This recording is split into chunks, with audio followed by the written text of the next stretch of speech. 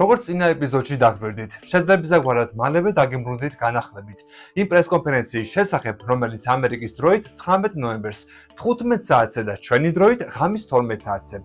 ანუ ფაქტობრივად 20 ნოემბერს გაიმართა გოდარდის კოსმოსურ ცენტრში. სანამ ამ ლაივის თარგმნილ ვარიანტს წარმოგიდგენთ, გეტყვით, რომ NASA-ს მიერ მზის სისტემის მასშტაბით ამჟამად მიმდინარეობს უპრეცედენტო დაკვირვების კამპანია, რომლის ფარგლებშიც ხომალდები და კოსმოსური ტელესკოპები მომართულია, რათა დააკვირდეს კომეტა 3i წილადი ატლასს. NASA-ს 12-მა აპარატმა გადაიღო და დაამუშავა კომეტის გამოსახულება მას შემდეგ, რაც ის პირველად 1 ივლისს აღმოაჩინეს და რამდენიმე სხვასაც ექნება შესაძლებლობა გადაიღოს მეტი გამოსახულება, რადგან კომეტა აგრძელებს გავლას ჩვენს მზის სისტემაში. კომეტაზე ამდენი ადგილიდან დაკვირვებით NASA-ს აქვს შესაძლებლობა გაიგოს, რითი განსხვავდება 3i წილადი ატლასი ჩვენი მზის სისტემის ადგილობრივი კომეტებისგან და მეცნიერებს ახალი ხედვა მისცეს იმის შესახებ, თუ როგორ შეიძლება განსხვავდებოდეს სხვა სისტემების შემადგენლობა ჩვენისგან.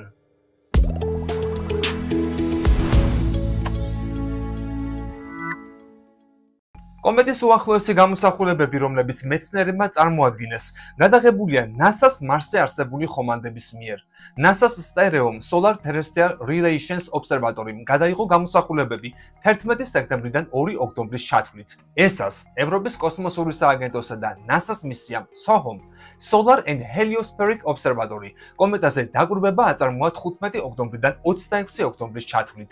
NASA-ს მისიის PANCHIS Polarimeter to Unify the Corona and Heliosphere გამოსახულებები, რომელიც მიმდინარე წლის დასაწყისში გაეშვა. კომეტის კუდს აფიქსირებს 20 სექტემბრიდან 3 ოქტომბრის ჩათვლით დაკვირვებების დროს. მოკლედ, მოდი მოვუსმინოთ NASA-ს მეცნიერებს და ვნახოთ სიახლეები.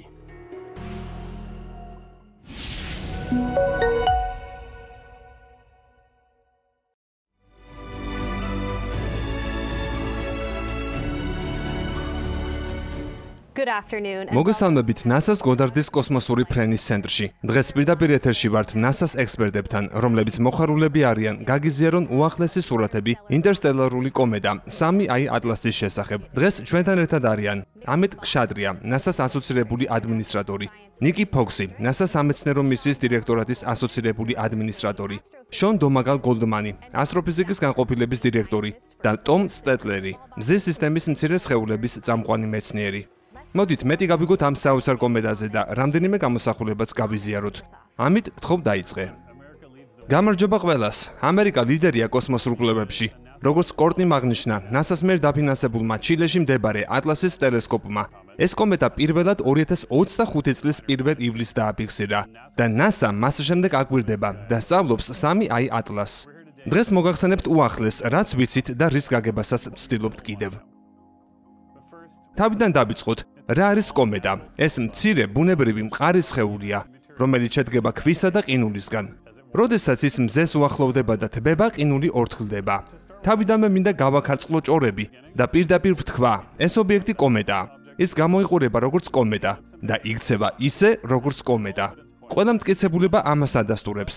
უბრალოდ განსხვავება ისაა, რომ ეს სხვა ვარსკვლავური სისტემიდან მოდის. ამიტომაც არის ამბავი ასეთი მნიშვნელოვანი, საინტერესო და უნიკალური.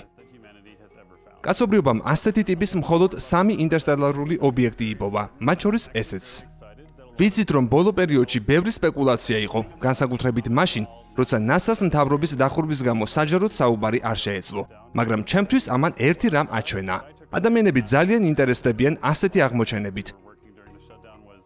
სამყაროს საიდუმლოებებზე ფიქრი ყველას გვიზიდავს და NASA-ში ჩვენ ამას ყოველდღე ვაკეთებთ. ჩვენთვის ძალიან მნიშვნელოვანია სიცოცხლის ნიშნების პოვნა სამყაროში. რამდენიმე თვის წინაც კი საუბრობდით იმაზე, რომ შესაძლოა მარსის ზედაპირზე აღმოვაჩინეთ უძველესი სიცოცხლის ნიშანი, ჩვენი არაჩვეულებრივი როვერების წყალობით. თუ ამას საბოლოოდ დავადასტურებთ, ეს უმნიშვნელოვანესი აღმოჩენა იქნება. ახლა თავად კომეტაზე. ხედავთ HiRISE-ის ინსტრუმენტის მიერ 2 ოქტომბერს გადაღებულ სურათს Mars Reconnaissance Orbiter-დან. კომეტა დაახლოებით 19 მილიონი მილის მანძილიდან ჩანს თეთრი, ფუმფულა ბურთივით. ეს ბურთი არის კომა, მტვრისა და ყინულის ღრუბელი. ახლა სიტყვას გადავცემ ჩემს კოლეგას, NASA-ს სამეცნიერო მისიის ხელმძღვანელს ნიკი ფოქსს. დიდი მადლობა. ძალიან იშვიათი შესაძლებლობაა ვარსკვლავთ შორის კომეტას ვაგვირდებოდეთ და NASA სამეცნიერო გუნდი მონდომებით იყენებს ამ შანსს. კომეტები პატარა კოსმოსური თოვლის გუნდებია და მათი შესწავლით ვიგებთ იმ გარემოს შესახებ, საიდანაც ისინი წარმოიშვნენ. ეს კომეტა კი სრულიად სხვა ვარსკვლავური გარემოდან მოდის. ამიტომ უკვე ვხედავთ საინტერესო განსხვავებებს. 3i ატლასი არის მესამე ინტერსტელარული ობიექტი, რომელიც მზის სისტემაში შემოვიდა. პირველი 2017 წელს იყო. ასეთი ობიექტების პოვნა დიდი ხნის წინ იყო პროგნოზირებული, მაგრამ მათი აღმოჩენა ახლა გახდა შესაძლებელი, ახალი ტექნოლოგიებითა და სწრაფი, მცირე ობიექტების დასაფიქსირებლად შექმნილი, დედამიწიდან მომუშავე ტელესკოპებით. ატლას ტელესკოპი NASA-ს პლანეტარული დაცვის ქსელის ნაწილია. ჩვენი ტელესკოპები მუდმივად აგვირდებიან ცას იმისთვის, რომ პლანეტა დავიცვათ და ამ პროცესში ზოგჯერ მეცნიერულად ფანტასტიკურ აღმოჩენებსაც აკეთებენ. NASA-ს პლანეტარული დაცვის კოორდინაციის ოფისმა უკვე დიდი ხნის წინ დაადგინა, რომ კომეტა არ წარმოადგენს საფრთხეს დედამიწისთვის. ის ორჯერ უფრო შორს არის, ვიდრე დედამიწა მზისგან. 30 ოქტომბერს კომეტა მიაღწია მზესთან ყველაზე ახლო წერტილს, მარსის ორბიტის მიმდებარედ. ამ დროს დედამიწა მზის მეორე მხარეს იყო, რაც დაკვირვებებს ართულებდა. საბედნიეროდ NASA-ს კოსმოსური ხომალდები მთელ მზის სისტემაში არიან გაფანტული და მზად იყვნენ დაკვირვებებისთვის. NASA-ს დაახლოებით 20 მისია ერთობლივად აკვირდება კომეტას.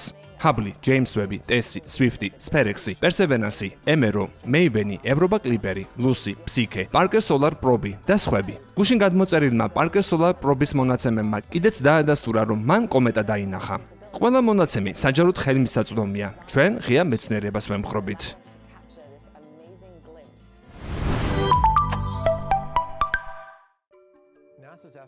ჩვენი ასტროფიზიკის მისიები შექმნილია იმ შესაძლებლობებისთვის, რომლებიც სხვანაირად შეუძლებელი იქნებოდა, განსაკუთრებით ღრმა კოსმოსში დაკვირვებისთვის. სწორედ ამიტომ ასეთ ობიექტებს ყველაზე ადრე ვაკვირდებით. ჩვენი ტელესკოპები იმდენად მძლავრია, რომ მათ შეუძლიათ როგორც შორეული გალაქტიკების, ასევე ახლო კომეტების დეტალური დანახვა. ეს მონაცემების შემდეგ მსოფლიოს მეცნიერებს ეხმარება შემდგომი დაკვირვებების დაგეგმვაში. ამ საქმეში ჩართულია ჩვენი ფლაგმანი კოსმოსური ტელესკოპებიდან დაწყებული ისეთი მცირე მისიებიც, როგორებიცაა TESSI და Swift. ყველა მათგანი, როგორც ნიკი თქვა, განსაკუთრებულ და ერთმანეთის შემავსებელ შესაძლებლობებს ფლობს. ისინი მხოლოდ იმას არ აკეთებენ, რაც სხვაგვარად შეუძლებელი იქნებოდა. ისინი აკეთებენ იმასაც, რასაც სხვა ტელესკოპები ვერ ახერხებენ. ამიტომ ყოველი ახალი მისიის დამატებით ჩვენ მზრდით იმ შესაძლებლობათა არეალს, რასაც კოსმოსის შესწავლა მოითხოვს. ამ შემთხვევაშიც ამ მრავალფეროვანმა შესაძლებლობებმა საშუალება მოგცა ადრეულ ეტაპზე უფრო ზუსტად გაგვირკვია კომეტის ორბიტა, მისი სტრუქტურა და შემადგენლობა, რისგან არის იგი შექმნილი. ეს ნათელი მაგალითია იმისა, თუ რატომ გჭირდება არა ერთი, არამედ ბევრი კოსმოსური ტელესკოპი. თითოეული მათგანი უნიკალურ ინფორმაციას გვაწვდის და ერთად ისინი გვაძლევენ სრულ სურათს. მაგალითად, ჩვენი საიმედო ვეტერანი, NASA-ს Hubble-ის კოსმოსური ტელესკოპი, რომელსაც წელს 35 წელი შეუსრულდა. ამ კომეტის ივლისში აღმოჩენიდან მალევე Hubble-მა გადაიღო 3i ატლასი.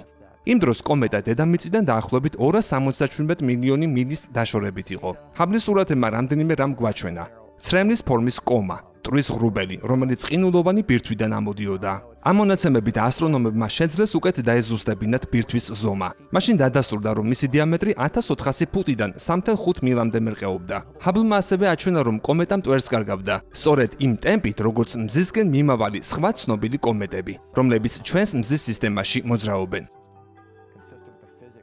ეს ფიზიკა კარგად არის შესწავლილი და ეს ობიექტიც ამ მხრივ გასაგებად იქცევა.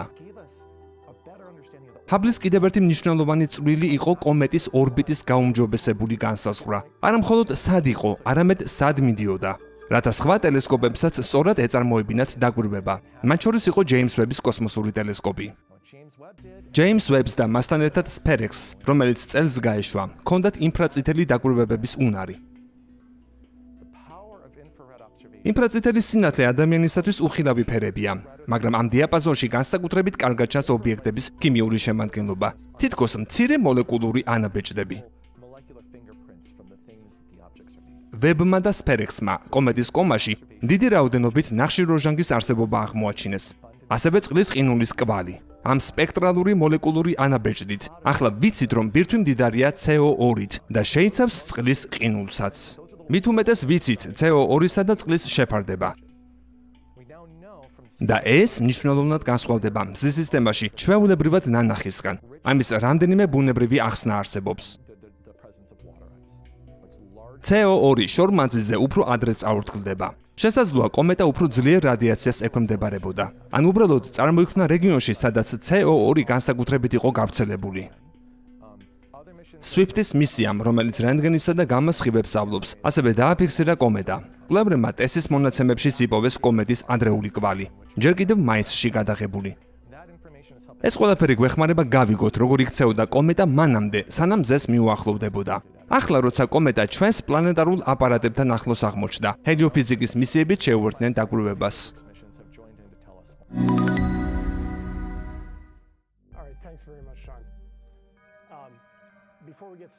სანამ დავიწყებ, მინდა ყველას შევახსენო, თუ სად ვიმყოფებით ამ სამყაროში. მზის სისტემა ცენტრში მზით იწყება, გარშემო პლანეტებია. და 3i ატლასი შემოდის სრულიად საპირისპირო მიმართულებიდან. როცა იგი მზის ყველაზე ახლო წერტილს მიუახლოვდა, დედამიწა არახელსაყრელ პოზიციაში იყო, მაგრამ მარსი ხელსაყრელში. ამიტომ ჩვენი მარსის ორბიტერები შესანიშნავად ხედავდნენ მას. ასევე კარგი პოზიცია ჰქონდათ სხვა კოსმოსურ მისიებსაც. ეს ახალი სამეცნიერო შესაძლებლობაა. ფანჯარა სხვა ვარსკვლავური სისტემების ისტორიისა და სტრუქტურისკენ. ჯერ მხოლოდ ვიწყებთ იმის გაგებას, რა კითხვებია სწორად დასასმელი. დამიწყოთ იმით, რაც სექტემბრის დასაწყისში ფსიქე მისიის კამერებმა დაინახეს. მაგრამ მანამდე აგვისტოში NASA-მ ყველა მისიის სამეცნიერო შემადგენლობის მონაწილეობით დიდი გაერთიანებული სესია მოაწყო. ამან საშუალება მოგცა ზუსტად განგვესაზღვრა, ვინ რას და როდის ნახავდა. ახლა სექტემბერი, რამდენიმე მაგალითი ჩვენი მისიების მიერ გადაღებული სურათებიდან. გახსოვდეთ, კომეტა პატარა სხეულია დიდი კომით, ანუ ბურუსით. სივრცე უზარმაზარია, ობიექტები ძალიან შორს არის და დაკვირვება ძალიან რთულია. წარმოიდგინეთ NASA-ს კოსმოსური ხომალდები ბეისბოლის მატჩზე, სხვადასხვა ადგილას, ყველანი ცდილობენ ერთი ბურთის გადაღებას. ყველას განსხვავებული კუთხე და კამერა აქვს. პირველი გამოსახულებები ფსიქეს მისიისგან მივიღეთ 8-9 სექტემბერს. კომეტა მაშინ ხომალდიდან 33 მილიონი მილის დაშორებით იყო. ეკრანზე ნაჩვენებია კადრების კრებული, ხოლო ქვედა მარცხენა კუთხეში ყველა სურათის ერთობლივი დამუშავებული გამოსახულება. ფსიქე ხომალდი გზაშია ასტეროიდ ფსიქესკენ და ეს ამ კომეტის პირველი ნახვა იყო ამ განსაკუთრებული მიმართულებიდან. შემდეგ კვირაში ლუსის მისიამ, რომელიც იუპიტერის ასტეროიდებზე მიემგზავრება, საპირისპირო მიმართულებიდან შეხედა კომეტას. 16 სექტემბერს გადაღებულ შავ-თეთრ კადრში ჩანს მისი კომა, ფუმფულა მტვრისა და აირის ღრუბელი და ასევე მისი კუდი, რომელიც მზისგან მოშორებით არის მიმართული, როგორც ჩვეულებრივ ხდება. სურათის მასშტაბი დაახლოებით მთვარის ხილული დიამეტრის 1/3-ია, თუმცა კომეტის ამ უზარმაზარ დაშორებაზე ეს სივრცე ბევრად დიდ რეგიონს მოიცავს. ეს სურათი ცოტათი განსხვავდება ფსიქეს ხედვისგან. ამ განსხვავებების ნაწილი გამოწვეულია კამერების თავისებურებებით, ნაწილი კი იმით, თუ როგორ გადაწყვიტეს ფსიქესა და ლუსის გუნდებმა თავიანთი სურათების დამუშავება. ასევე ეს იმის შედეგიც არის, რომ კომეტას განსხვავებული მიმართულებებიდან ვუყურებთ. კომეტის კომის განათების სხვადასხვა პირობებში დანახვა, როდესაც მზის სხივები სხვადასხვანაირად ეცემოდა. ერთ-ერთი მნიშვნელოვანი გზაა იმის გასაგებად, რა ფიზიკური თვისებები აქვს იმ ტვერს, რომელიც კომეტის ზედაპირიდან ამოდის. მინდა ხაზგასმით აღვნიშნო, ასეთი ხედების დანახვა დედამიწიდან შეუძლებელია, რადგან ამისათვის საჭიროა კოსმოსური ხომალდები, რომლებიც კომეტაზე მზისგან უფრო შორს იმყოფებიან, რათა კომეტა უკან განათებული გამოჩნდეს. ლუსის ფსიქეს და დედამიწაზე არსებული ტელესკოპების ერთობლივი მონაცემები მეცნიერებს დაეხმარება უკეთ გაარჩიონ კომეტის სამგანზომილებიანი სტრუქტურა და მტვრის ბუნება. ძალიან იშვიათია შანსი შევადაროთ შორეული ვარსკვლავური სისტემიდან მოსული უძველესი მტვერი ჩვენს მზის სისტემაში არსებულს. ახლა გადავიდეთ შემდეგ გამოსახულებაზე, რომელიც მეივენის კოსმოსურმა ხომალდმა მარსიდან გადაიღო ოქტომბრის დასაწყისში. 3i ატლასმა მარსს 20 მილიონი მილის მანძილზე ჩაუარა, რაც ჩვენს მარსის ორბიტერებს საშუალებას აძლევდა ახლო ხედით დაკვირვებოდნენ. აქამდე უკვე ნახეთ ის სურათი, რომელიც ამიტმა აჩვენა Mars Reconnaissance ორბიტერიდან. Maven კი სხვა ორბიტერია, რომელიც 2014 წლიდან Მარსის ატმოსფეროს იკვლევს. ეს სურათი ჩვეულებრივი ფოტო არ არის, ეს სპექტრია. აქ ჩანს სამეცნიერო რხევები, რაზეც ცოტა ადრე შონი ლაპარაკობდა. ანუ ის მოლეკულური ნიშნები, რომლებსაც სპექტროგრაფია მოიცნობს. Maven-ის ულტრაიისფერი სპექტროგრაფი უყურებს კომეტას და ანაწილებს მის ულტრაიისფერ სინათლეს ფერების მიხედვით. მარჯვენა ზოლში ჩანს Მარსის ატმოსფეროდან მომავალი წყალბადის გამონათება. შუაში შედარებით სუსტი ზოლი, ინტერპლანეტარული სივრცის წყალბადია. მარცხნივ კი პატარა, ნათელი ლაქა 3i ატლასის მიერ გამოშვებული წყალბადის კვალია. ეს სწორედ კომეტიდან გამოშვებული წყალბადია. ლაქა პატარაა, რადგან კომეტა ცაში მცირე ობიექტია.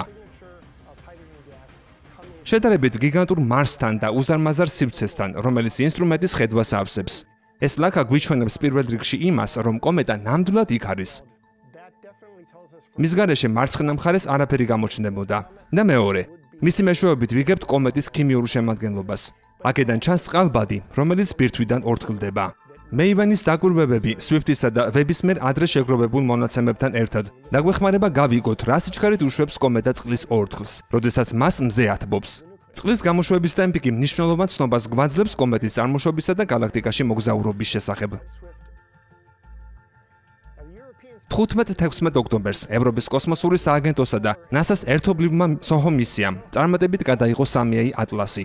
მას შემდეგ რაც კომეტა Mars ჩაუარა. SOHO-მ კომეტა თავისი ხედვის ველში დაიჭირა დაახლოებით 222 მილიონი მილის მანძილიდან, ანუ მზესა და დედამიწის დაშორებაზე ორჯერ მეტი მანძილიდან.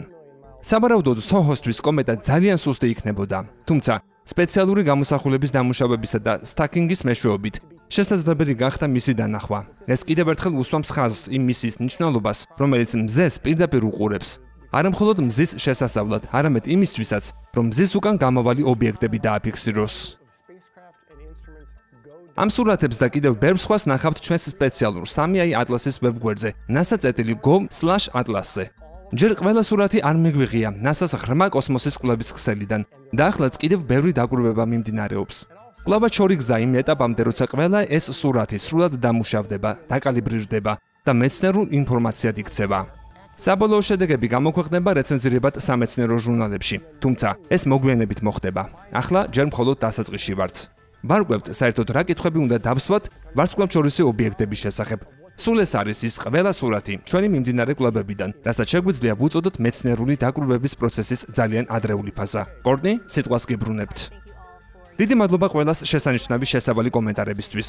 დაკვირვებებზე განახლებები NASA-ს ვებ პლატფორმებზე და სატელევიზიო ან YouTube არხებით იქნება შესაძლებელი. ახლა გადავდივართ კითხვა-პასუხის ნაწილზე.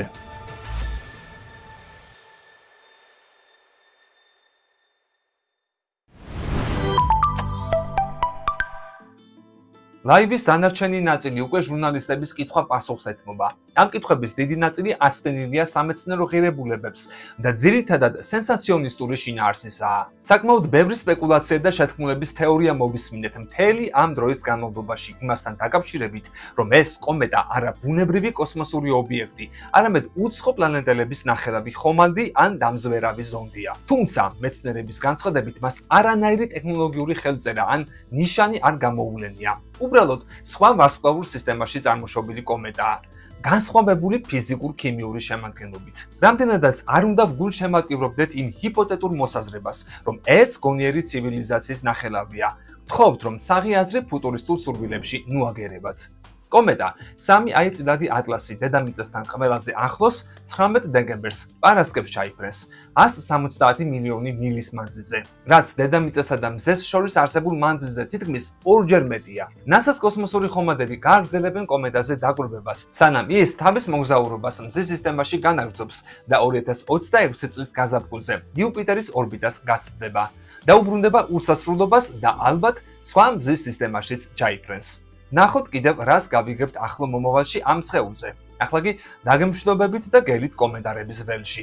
გამოიწერე არხი და დამეხმარე ამ პროექტის განვითარებაში. დროებით.